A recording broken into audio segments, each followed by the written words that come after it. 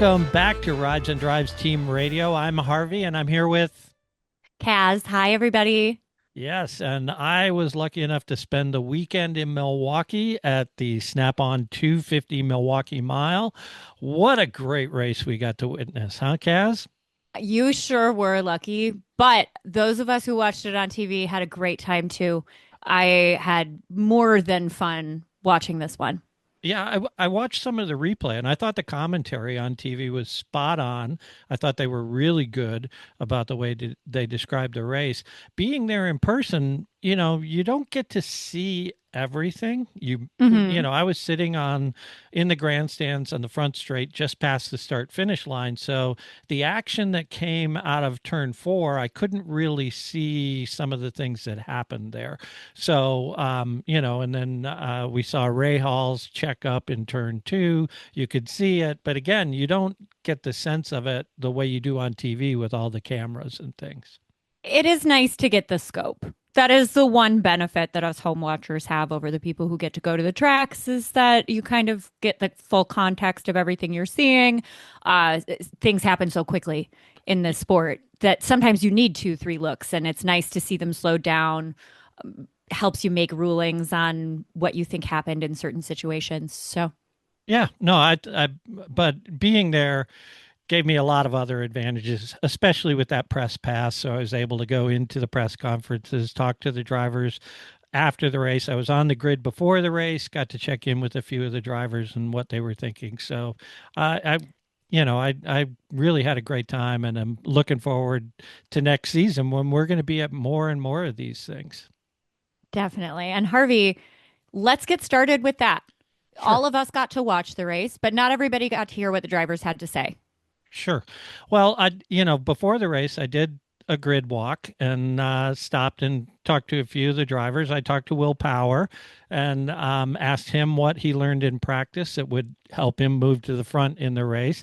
And he said, I learned that Alex is really fast and getting to the front is going to be hard. Yeah, So, you good know, summary. fair point for Concise. him. Yeah, he was interesting. Yeah, and getting to talk to the drivers before the race is a little difficult because they're busy getting in there, getting ready to go. You don't want to interrupt them in their I'm sure a lot preparation. of them don't want to talk to a journalist right No, before they go pull off a race. and it's interesting because you can tell the ones that do and the ones that don't. Some of the teams, Pato does not. yeah, some of the teams surround the drivers. Hmm. The crew members will surround their drivers.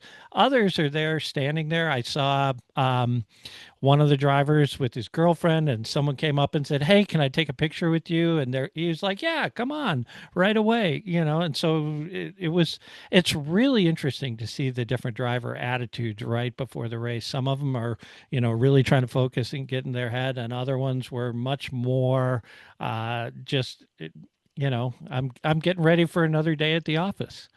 And pre-race, I don't take that any kind of way. We all process stressful situations differently and competitive situations differently. If you need some private space before a race, happy to give it to you. But you're right, it is interesting to see how people are, some people are able to be really, really chill and then hop into that car and drive 200 miles an hour. Right. It was one specifically, while Pato on the grid is very much standoffish.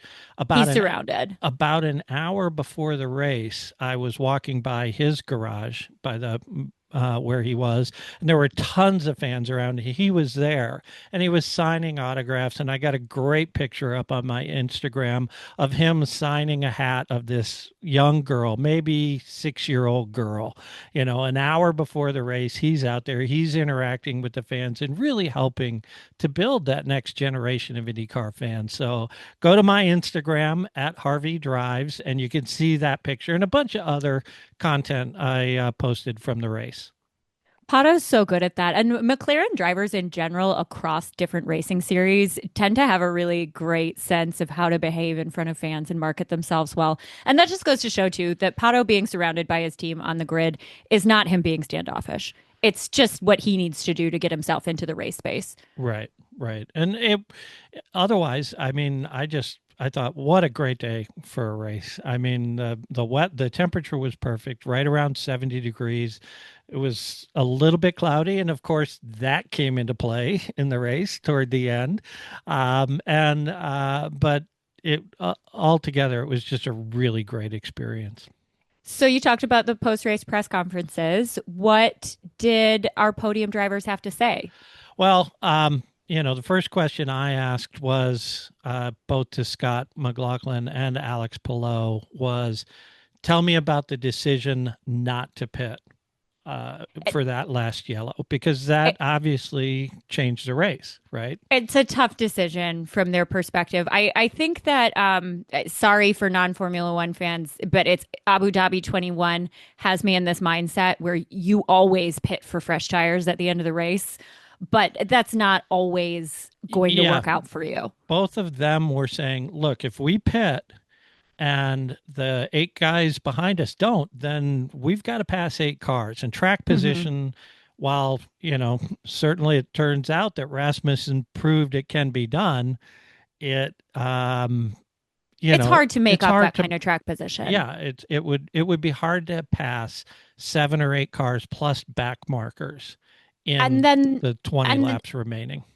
and there's also the fact that being the leader in the race nets you a whole lot of benefits. But the one thing that's good about following is that you get to see what the leader does and react to it. If Alex had indeed come in, I think I heard Rasmussen say post race that he and his team made the decision to go on to fresh tires at the end of the race with a late caution before the race even started. That Yeah, was always their game plan. Um, but some of the other drivers may not have chosen to come in. right. And you're right. Alex could have gone from first to sixth or seventh and have to fight his way back in 30 laps, even with his speed, with all that traffic in the way. That's just a really tall ask. Yeah. And for him, without the 10 win in a season possibility, it's the difference between going from first to second when you've already locked the championship is way less significant than the difference between first and sixth. Yeah. So No. It in hindsight, I still think he made the right decision, even though and it that's what they maybe said. cost him the win. Yeah, they both said, look, we both lost a position because of Yeah. that decision. It wasn't, yes, it cost him the win on the podium. It cost Alex a shot at a 10-win season, which I know mattered to him because we talked about that on Saturday. Hmm. So, I'm sure it was a bummer for him, but in the same breath, he said, look, I drove my best oval race of the season Yeah. yesterday. I felt great about that race. I mean, and then I asked him, there was that sequence between right around lap 180 where he was able to pass 3 or 4 cars and McLaughlin was stuck. And Yeah. I asked Alex about that. I said, so, how did you do that? How did you make that work? And he said, well, it was just a matter of making sure I set people up at the right place at the right time. I had good confidence in the car at the time, and it was just a a moment that I was able to really set things up and have a lot of fun on the track. I said, was it fun? He said, oh yeah. He said that was just a blast, that little sequence. He knew specifically what I was asking him about. We've been hearing drivers talk all weekend about how this is a great track for setting up passes specifically. And I think that that sequence in particular, but a lot of what Alex did through the race today demonstrated his experience in that. And not just his ability physically to drive the car, but his sense for where he needs to put himself in relation to other people 3, 4 moves in the future. He's just a really talented guy, and this race revealed that he did have a great race. And I think he made the right call. If he had gone in, some other people would have stayed out. Really, the only true victim here to not coming in was Newgarden, who it looked like he took a little bump when either Rasmussen or Rosie was getting by him. What's he going to do? Yeah. And even him, he still managed to finish the race in decent position. So not the podium he was hoping for, but still a solid finish from a guy who's been knocked out of quite a few races this season. Right. Yeah, it was great. That whole last sequence, I was just waiting for something bad to happen to him because of the way the season has gone for him. Yeah. But I guess the Penske luck went to Power today. So, And speaking of a driver with all the experience and knowledge and smart racecraft to be able to pull off something cool here, it would have been Will Power. Bummer we didn't even get to see him finish half the race. He was looking really great too. He was making such smart decisions early on. Yeah, he was very strong. He was smart about knowing when to pass and when to just lay back because it is a long race. But unfortunately, trying to get by Kiffin Simpson, he just got a little high on the track and got into the Yeah. marbles and got into the wall. I know, I mean, this was important to him. Yeah. This race and the race in Nashville are important to his future because we know that sitting there waiting to take his seat is David Malukas, And who, Malukas was really impressive after such a horrible, yeah, horrible pit stop, putting him a lap down for him to be able to climb up and be racing with those people in the top 10 after being put a lap down. yeah, to finish eighth, that was a great recovery drive for him. So So he auditioned well yeah, yesterday. he helped himself a lot this weekend in qualifying and in the race. So I guess at this point I'm less bullish on Power keeping that seat, but who knows? We All eyes on Nashville. Yeah, we will see what happens there. As And a as a personal fan, I after what Will Power's done for that team, it just feels disrespectful. But we'll talk about the silly season later. racing This is is not the racing. time. Yeah, Racing is racing. it's There's yeah. it's a cruel, cruel sport. And Will's had a lot of great Yeah. years. Yeah. So yeah, it was interesting to talk to those guys about that. They both talked about how much fun the race was. The other thing they talked about was when someone asked them about Rasmussen and, you know, did they feel like they could hold him off? And Alex said, "Look, I drove as hard as I could." And I fought to keep that position as hard as I could. And He clearly did. basically, I made it so he was either going to pass me or he was going to crash. There was no in between. And that's how Christian drives. Yeah, that's how you have to race against a guy like Christian. Because Yeah, if you back off and you give him that space, he's just going to walk all over you. right. And so, you know, he said all kudos to Christian. He won that race, Yeah. and yes, if it weren't for a few raindrops that fell with 25 laps to go, maybe it would have been a different outcome. But If. and that was the other thing too. Christian said when he went to make that pass, he had been on those tires for something like 10 or 12 laps, I believe, at the time. I don't have the exact number, but I But remember it being and somewhere around and the he 10 to said, 15 range. yeah, and he said that was the point where the tires start to go away. So I knew I had to pass him then because Hmm. every lap after that, I was going to have less and less grip. And I had to get by him then. And that's also why he kept passing people because he knew he was going to have more deg and he had no idea how much tire Alex had left and would he be able to come back at him. I was going to say that's a great segue into the question that I had you ask him, which was about I think, I mean, again, hindsight's 2020. That second back marker pass was dangerous. And he already had one back marker in between. Yeah. Hearing him say that, though, I understand a lot more why he felt the need to make that high line maneuver to put that second car between him and Alex. Alex has been very kind to tires. Hmm. Christian's right. He very well could, if he felt his tires going, just put as much space between you and Alex as possible and Yeah. as many cars as you can. So And that the thought process behind that pass makes a lot more sense to me now. I think a lot of us could look at it and say with 4 or 5 laps to go, it was pretty safe. But even at that point, he said it wasn't until I was on the second to last lap that I knew I had won the race that I said, Wow. okay, I can calm down and we'll Just just breathe and finish. drive. Yep. Yeah. So really great race. Very exciting to see a first time winner. This is the first time since Toronto, I think in 2023, that there's been a first time winner. It's been a So, very long time. so Christian Lundgaard, right right? for ECR at the Yeah. time. So, and it was funny because someone asked Ed after the race, you know, you've nurtured a lot of young drivers and you seem to have a knack for spotting young talent and bringing them along. How does it make you feel to see, Lundgaard and the other drivers you've had succeeding at such a high level? And he said, well, the first thing I want to do is make sure I keep Christian this year in this car Yeah. on the team. But, they had a big infusion of cash this year. They've got new sponsors, new partners. Hmm.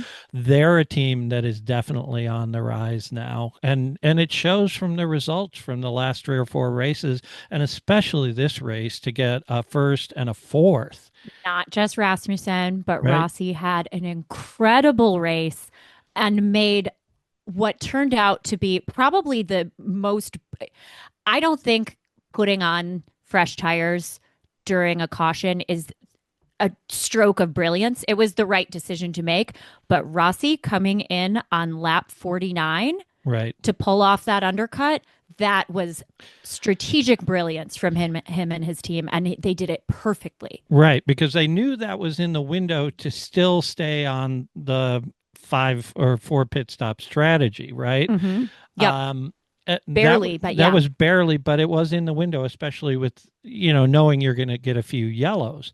So to do that and then have that 1.5 to 2 second speed advantage in those first few laps, it made all the difference in the world. It rocketed him way up. The other guy we need to talk about who rocketed up at the beginning of the race was Connor Daly. I don't know if you Yeah. saw his start, but wow, did he get a bunch of people in those first few laps. That was He had super a fun.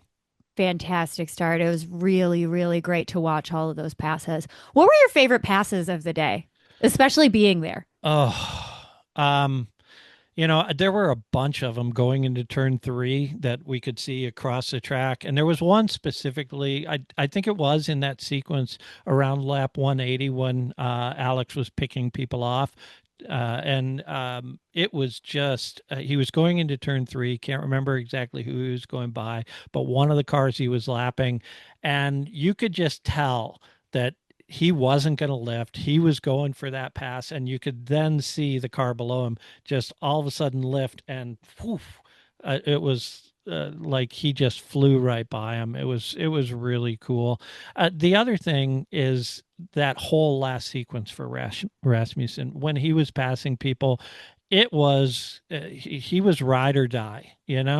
He He was was. driving. I think I texted you. I can't remember what lap we were on, but it was fairly early in the race.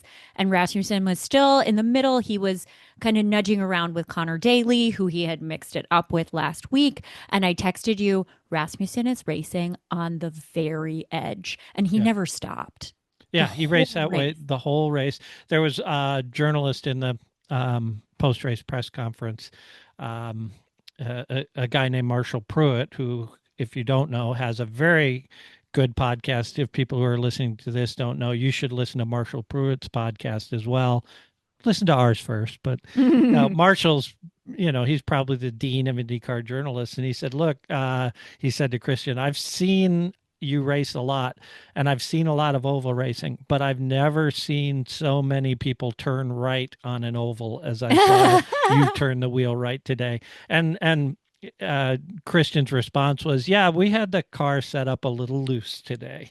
So, There were a lot of moments where he was pulling into a tight pass and had to bail out and bobbled and kept staying with that car in front of him to eventually pull it off. And that final pass on Alex was I jumped out of my seat. I screamed a weird strangled little scream. I was not sure what I was about to see, whether I was about to see a massive, massive crash or a beautiful pass. And I'm so glad it was the pass. right. And then he goes and does it again on a back marker a lap later. Yeah, he was really solid. So I mean, it was fun to watch. He's going to be fun to watch next week at another oval. He's been really strong on the ovals this year, he's and he's turning into something of an oval specialist yeah, for and sure. so we'll see how he does in Nashville on a higher speed oval. So Hmm. that should be a lot of fun. Yeah, I can't wait for the race next weekend. One thing I want to shout out one more thing from your press conferences because I did listen to that audio you sent me. Um, Scotty Mack said, when asked about Milwaukee, talked about not just how much he loves the track, how much he loves the city. He mentioned that he brought a large crew of his family specifically to this race because of Milwaukee. Yeah. Yeah, it, yeah, they talked about that. They talked about the environment for the race. This year is the first year that the race has been promoted by the Milwaukee or the Wisconsin State Fair Okay. group, right? Previous last year it was promoted mostly by Penske, but this year they turned it over 100% to the Wisconsin State Fair to promote. And they did a phenomenal job. The main grandstand was full. They sold out what they had intended to sell, and they opened up the smaller side grandstands so they could put more general admission people in. They had a lot of walk-up sales. The unique thing about that environment is it is inside State Fair Park, the racetrack, and Hmm.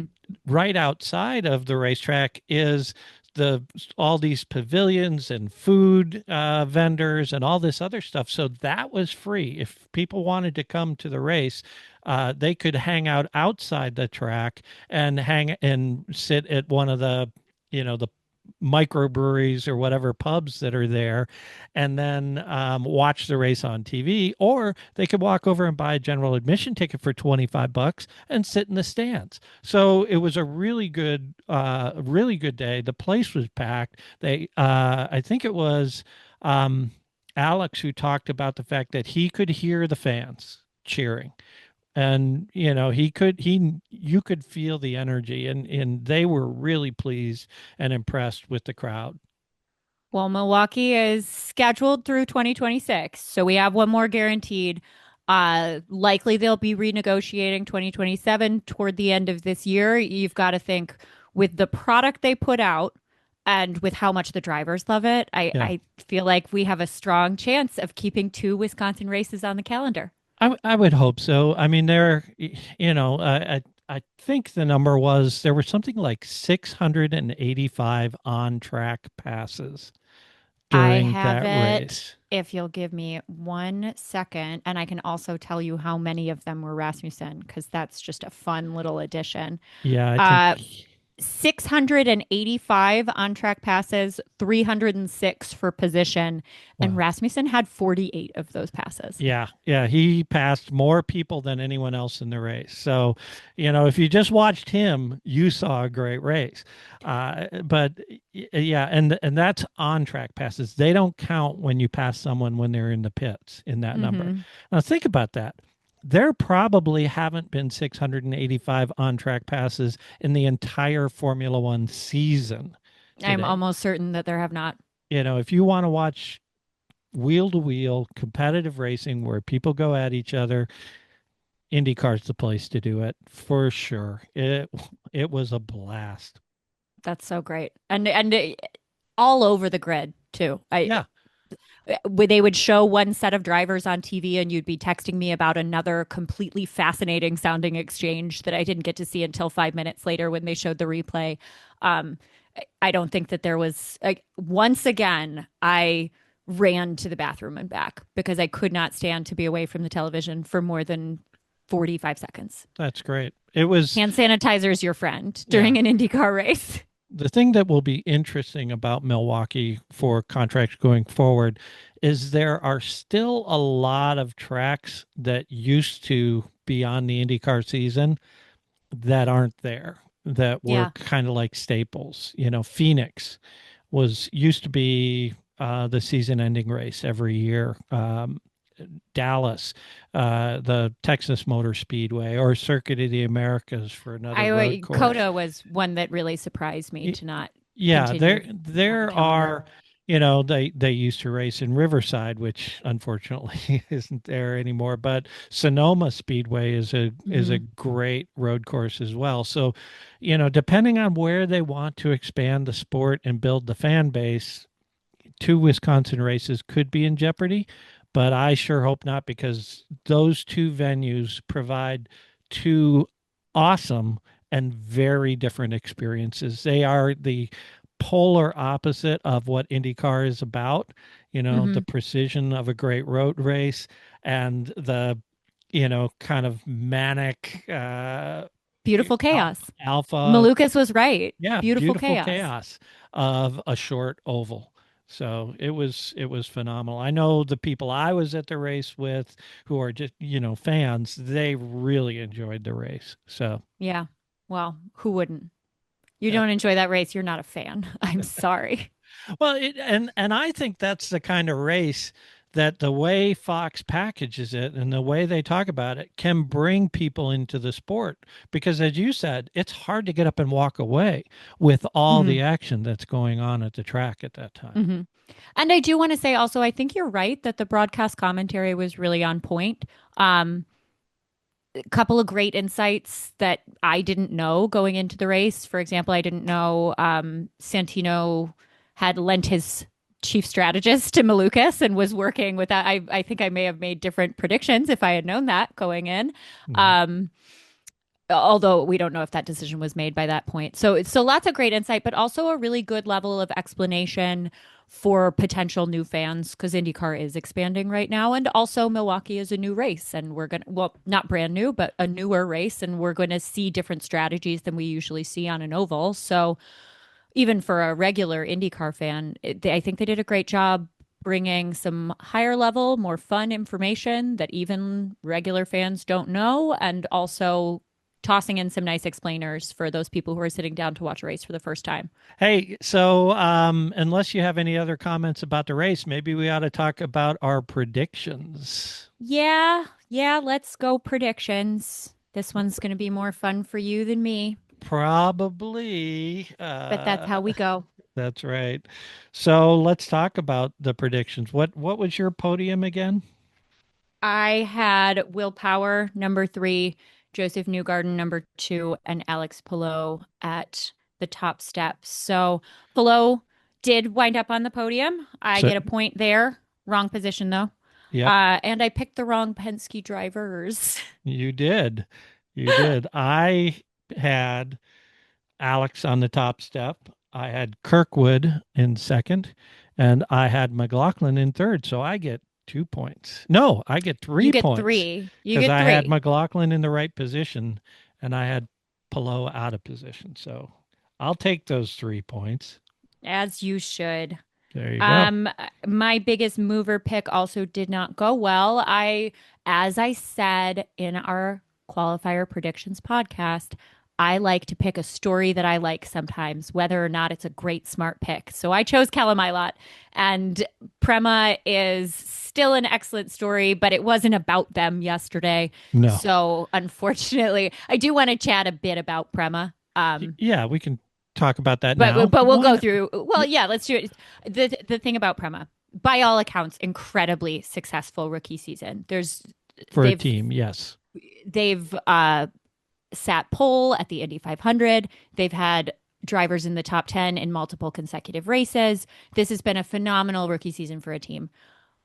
The drawback there is that my expectations now going into next year for them are wildly high. Well, and a lot of that is going to depend on their driver lineup for next year. Hmm. Does Schwartzman stay? Does he get an opportunity for European, open wheel racing, which is, I think, based Closer to on what home for I him. hear, is more where he would like to be. But who knows? They certainly showed better than anyone could have ever expected them to at this point, and I think you know the the Milwaukee is a tough track for them Yeah. because Milwaukee is such a specialized type of racing, Hmm. and I think that probably it caught up with them there as opposed to, a road course where those guys, a lot of their drivers are used to driving on road courses. So, Hmm. Yeah. They've had such a strong growth trajectory oh throughout yeah, the year. And I'm not saying I expect them to come out and multiple podiums, race wins next year, but I expect them to continue the growth trajectory. sure. I want two drivers in the top 10. I want them to start touching the podium a little bit.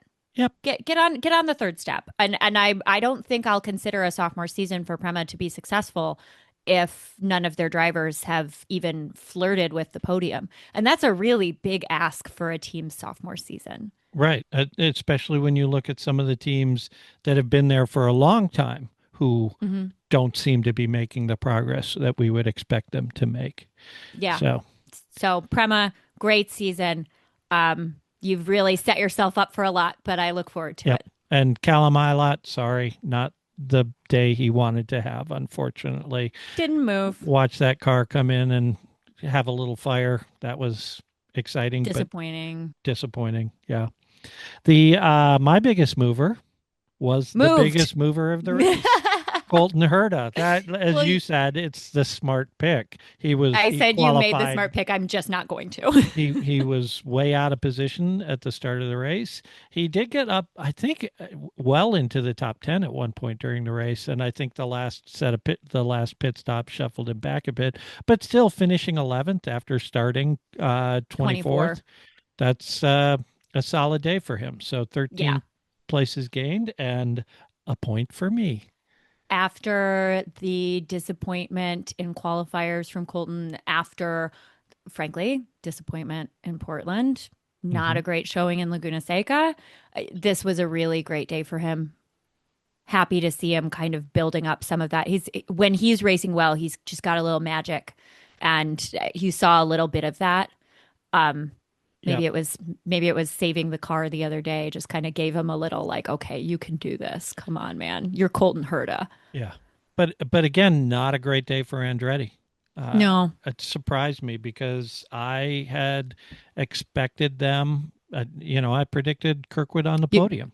yeah. Um, I thought Andretti would do better on this track, but to have Colton be their top finisher in 11th, right? Not a great day for the Andretti team. Well, No, but in IndyCar. In Indy Next, however, they swept the podium and oh, clinched did the they? championship.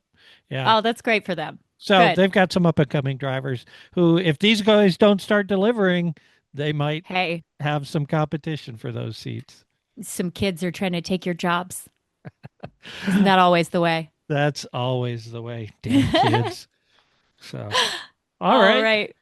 So, For my bust, I had Connor Daly, and it wasn't a decision made out of any level of thoughtfulness or intelligence. It was just a pure, I gotta say somebody, and I don't know, maybe. He didn't drop that far. He only dropped 5 places, right. He did. He eighth did. to 13th. Yeah. I mean, Great start from Connor. he was on fire. It was so much fun to watch him on that start. Yeah, we were sitting in the stands and my buddy hits me on the shoulder and said, "Who's that purple car that's passing everybody?" Connor Daly. Side Yeah, note, I love the purple car. It's so yeah, easy to spot. I I get a little tired of the like, okay, it's red and white, it's blue and white, because then you have to yeah, figure, you can't just immediately recognize. I really like the purple. I love Alex's livery, and I also really this week enjoyed Devlin DeFrancesco's car. right. The purple and blue. That was pretty. Yeah, it Oh, was blue and green. Sorry. Blue blue and and green. green. Yeah, no, that was a good looking car. Easy The to spot. Yeah, so he did okay. Obviously the biggest bust in terms of most positions lost was Will Power, Yeah. unfortunately. Um, Bad luck again, for Will. we all wanted to see him maybe fare a little better to have a fight for that seat, but just an unfortunate incident that pushed him back.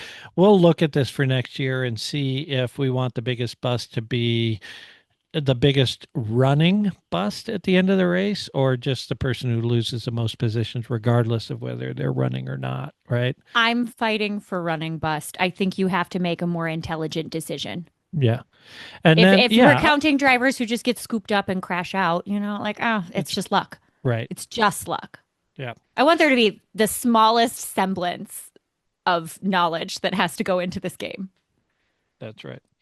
The Otherwise, what are their bragging rights worth? Yeah, my biggest bust almost came true, but he drove a great race after his wheel gun failed. So I picked Malukas because I didn't think he Hmm. would stay in the top, in the top podium position.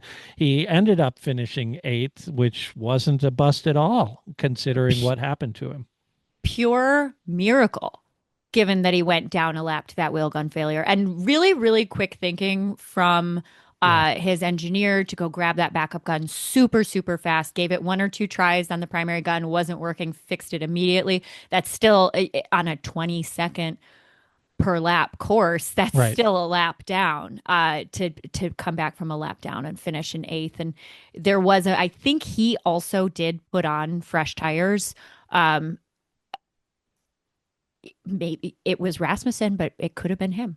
Yeah. There, he put himself in the position he needed to make an impact in the race, even with a really horrible and what for a lot of other drivers would have been detrimental mistake. Yeah. The best thing about that is that it was able to keep his head in the game. He Hmm. didn't let that get to him.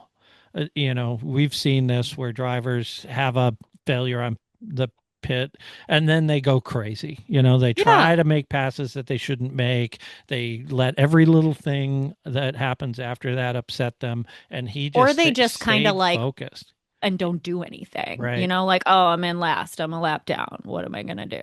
Just Yeah, finish the race and get your points. He exactly. he raced the whole time, loved watching it. So I picked him to And be my again, he biggest bust. auditioned really well. I picked him to be my biggest bust, and I'm happy he wasn't. So, I'm always happy when I'm wrong about the biggest bust. I think I'm too gentle for this category, to be honest with you. all right. So let's talk about wild guesses then and how your wild card guess fared. You Well, said 10 laps I or fewer of caution. I That got, wanted to go I ahead. wanted to predict something really, really crazy. That And was I did. really crazy. It turned out after 13 laps, your prediction was wrong.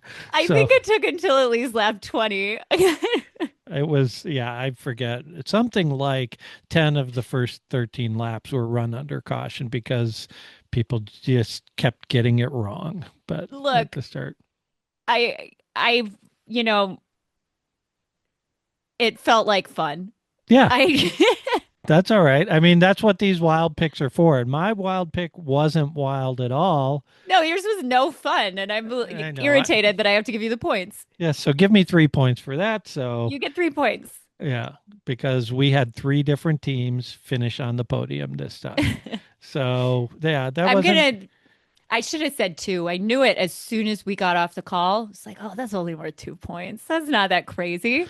no, But it I wasn't. gave you three because I had two Penske drivers on my podium, and I just thought that if I don't know, maybe I could will it into happening if I just wanted it badly enough. Yeah. I don't know. So I end up with 7 points this weekend.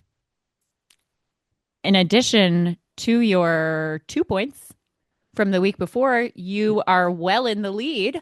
You are winning 9-6 at this point in our predictions game. All right. So in Congratulations. one more week to go, and I promise I'll make a wilder pick next week. Well, if you don't, I'll just lowball you in points. I'll tell you it's only worth one. Okay. That's the game.